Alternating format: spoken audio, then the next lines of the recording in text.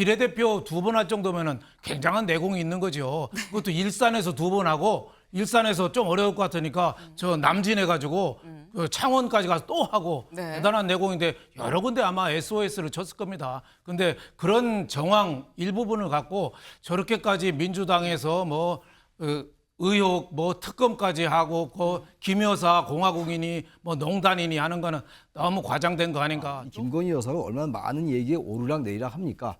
그러니까 이런 거야말로 그 뭐 A 의원, B 의원을 갖다가 민주당이 다시 수렴을 하든지 아니 MC를 다시 만나서 분명한 논거를 가지고 오더니 하든가 그래야지 이거 가지고 맨날 얘기하면 뭐합니까? 아무 의미가 없어요. 장미 코끼리 만지는 거 이상이라도 아니기 때문에 그때 김건희 여사가 얘기하실 것도 아니고 김영선 전 의원 입장을 좀 보겠습니다. 김영선 전 의원, 이 언론이 많이 물어봤죠. 사안에 대해서. 근데 뭐라고 얘기했느냐. 이거 완전한 소설이다. 텔레그램을 난 받은 적이 없다. 어디서 그런 얘기가 나왔는지 모르겠는데 이거 정체불명의 얘기다라고 얘기를 하고 있습니다. 임세훈 의원님, 짧게. 뭐 본인은 그렇게 이야기하실 수 있을 것 같아요. 지금 사건이 워낙 중대하다 보니까 네. 뭐 당장은 이렇게 말씀하시는 게 저는 옳다고 생각하고 있는데요. 근데 이제 이걸 본 분들이 일단 너무 다수가 많이 있습니다. 그리고 그럼 누가 뿌렸냐? 당사자일 거 아니겠습니까? 만약 있다고 한다면요. 그러면은 본인인 김영선 전 의원 아니면 김건희 여사 둘 중에 한 분이 그러면 뿌렸다는 건데 김건희 여사는 절대 아니지 않겠어요? 그러면 본인인 건데 그럼 본 사람들은 뭐고 이거 갖고 있는 사람들은 뭡니까? 만약 있다고 한다면요. 그래서 그건 나중에 만약 텔레그램이든 녹취든 나오게 되면 충분히 확인이 가능할 거다라고 생각합니다. 네, 주변에 본 사람들이 많지 않느냐라고 말씀하셨어요. 실제로 제가 그거 봤는데요라는 사람이 있습니다. 누군지 직접 보시죠. 저희도 개혁신당도 선거 때 보면은 이런저런 제보가 뭐 이 건에 관해서도 제보를 들은 바가 있긴 합니다. 그럼 이 제보도 개혁신당에서도 좀 검증을 해보셨어요? 근데 완결성이 떨어집니다. 그러니까 검증해보니 이거의 내용의 핵심이 뭐냐면 결국엔 창원 지역에 김건희 여사의 측근을 꼽기 위해 가지고 김영선 대 의원에게 뭐 타 지역으로 이동을 요청했다 뭐 이런 건데 네. 나와 있는 정보만으로는 미수인지도 판단이 불가능해요. 예를 들어서 다른 사람이 가려고 하는데 경쟁해보면 어려울 수도 있으니 뭐 다른 선택을 하는 게 어떻겠냐는 뭐 선의의 조언일 수도 있는 거예요. 네. 일단 이준석 의원이 우리가 안 그래도 총선 즈음 그때쯤 해서 갖고 우리가 요거 봤어요. 근데 완결성은 좀 떨어집니다. 근데 나온 정보만으로 미수인지도 판단이 좀 불가능해요. 선의의 조언일 수도 있어요라고 지금 얘기를 했습니다. 근데 일단 이런 얘기가 나오는 거죠. 김해는 어떠냐? 김 여사 텔레그램 봤다는데 당사자는 텔레그램을 아예 받은 적이 없다고 전면 부인을 했죠. 윤영걸 대표님. 네. 그럼 이것도 누구 말이 맞는 거냐라는 생각이 들어요. 저는 뭐 당사자가 안 했다면은 뭐 일단은 믿어줘야죠. 네, 그리고 가급적이면은 뭐 대통령실에서도 구체적으로 텔레그램에 대해서도 더 얘기했으면 좋겠다. 뭐 이런 생각이 들어요. 네. 이준석 의원이 여태까지 한 얘기는 제가 많은 부분은 동의하지 않습니다만은 네. 지금 부분은 저는 상당히 맞는 얘기라고 봐요.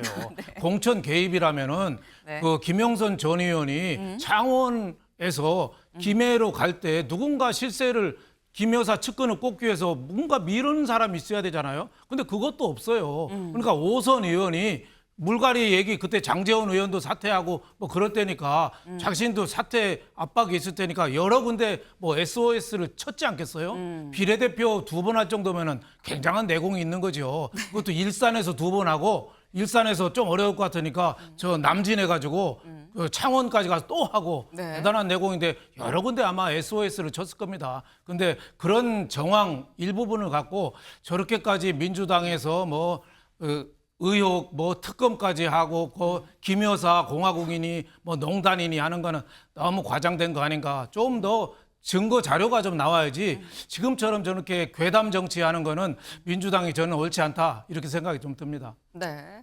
지금 윤영걸 대표님 그동안 이준석 의원 얘기하는 건 난 뭐 그다지 동의하지 않는데 이건 좀 동의가 되는데라고 말씀을 하셨어요.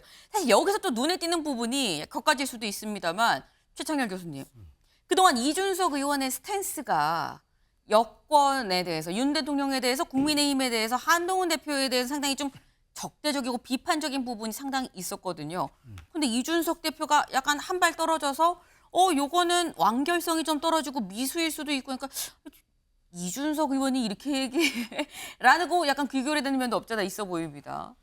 말하자면은 김건희 여사가 어떤 원하는 사람, 이게 창원이 이제 그 국민의힘에게 대단히 친화적인 지역구니까 거기에 이제 이른바 누구를 꽂아서 그 사람이 당선됐으면은 이게 논리가 앞뒤가 정황상 얘가 이른바 완결성이 되는 갖춰지는데 그렇지 않았다는 얘기잖아요. 그렇다면 네. 김건희 여사가 굳이 공천 개입이라는 그런 위험을 무릅쓰고 이렇게까지 했겠느냐라는 게 이준석 의원의 지금 주장인 것 같아요. 근데 뭐 저 얘기가 맞겠죠. 이준석 의원이 지금 정말 이준석 의원의 말을 믿고 안 믿고 떠나가지고 상당히 없는 얘기 잘 안 하는 것 같아요. 저 이준석 의원의 말을 평소에 좀 신뢰를 갖는 편이에요. 의외로. 아, 네. 의외로 갖는 편인데 아무튼 그럼에도 불구하고 지금 얘기 나오는 보세요. 지금 민주당이나 여당에서 나오신 분 주장이 다 다르잖아요. 이렇게 여당 야당도 그렇고 이거는 말이죠. 특별한 근거나 검찰의 고발 수사가 의뢰돼 가지고 검찰의 수사 결과로 얘기하는 게 아니라면 의미가 없어요. 계속 또 이렇게 서로 주장만 하고 공세하고 공방하고 네. 이게 한국 정치 일상이 된 지가 오래됐으니까 특히 김건희 여사가 얼마나 많은 얘기에 오르락 내리락 합니까? 그러니까 이런 거야말로 그 뭐 A 의원, B 의원을 갖다가 민주당이 다시 수험을 하든지 아니 MC를 다시 만나서 분명한 논거를 가지고 오더니 하든가 그래야지 이거 가지고 맨날 얘기하면 뭐합니까? 아무 의미가 없어요. 장미 코끼리 만지는 거 이상이라도 아니기 때문에 그때 김건희 여사가 얘기하실 것도 아니고 의원들이 뭐 글쎄 또 뭐 국민의힘 의원이 아니라고 얘기하니까 지금 말씀은 또 보도에는 또 국민의힘 의원이라고 그러고 말이에요. 아무도 알려진 게 없어요. 아무것도. 네. 그렇다면 이 부분은 조금 더 민주당이 스타디를 해서 어떤 논거나 어떤 정황상 증거를 가지고 얘기를 해라. 그렇지 않고는 그만해라라고 다시 말씀드립니다. 네. 알겠습니다. 이게 지금 뭔가 여야 간에 계속 이 논쟁거리가 상당히 많습니다. 근데 요지는 계속 지금 그런 뭐 이런저런 얘기로 지금 싸우는데 그러지 말고 증거들이 밀고 싸워라라는 뭐 지금 약간 그런 말씀을 지금 하셨어요. 사실 민주당에서 그동안 김건희 여사 관련해서 굉장히 많은 어떤 의혹, 문제가 있다라는 얘기를 해왔었죠. 그래서 김건희 여사 특검법도 사실 발의를 했었던 겁니다. 근데 이번에 요 안건까지 같이 넣어서 요건까지 넣어서 지금 특검법을 재발의를 한 건데 앞선 김 여사 관련한 의혹 중에 그게 있었죠. 고가의 선물 의혹이 있었습니다. 명품백 의혹. 관련해서 검찰이 불기소 처분을 하겠다라고 얘기를 했는데 관련해서 오늘 바로 오늘 수사심의위원회가 열립니다. 기사 같이 볼까요? 김 여사 수심이 오늘 개최 기소 권고 시 검찰 고민 커질 듯. 네. 지금 사실 이 심의위 결론을 검찰이 꼭 따라야 되는 건 아닙니다. 꼭 따라야 되는 건 아니지만 검찰은 수사에서 불기소다라고 결론을 내렸는데 수사심의위에서 이거 기소해야 되는데요. 라는 입장을 내면 앞서 한 검찰 얘기가 상당히 좀 빈약해질 수 있는 사안이 될 수 있는 거죠. 그렇기 때문에 오늘 수심위에서 어떻게 얘기가 나올 것이냐가 좀 주목이 됩니다. 오늘 중에 결론이 난다고 해요. 그러니까 그 결과도 같이 좀 주목을 해야겠다라는 말씀을 드립니다.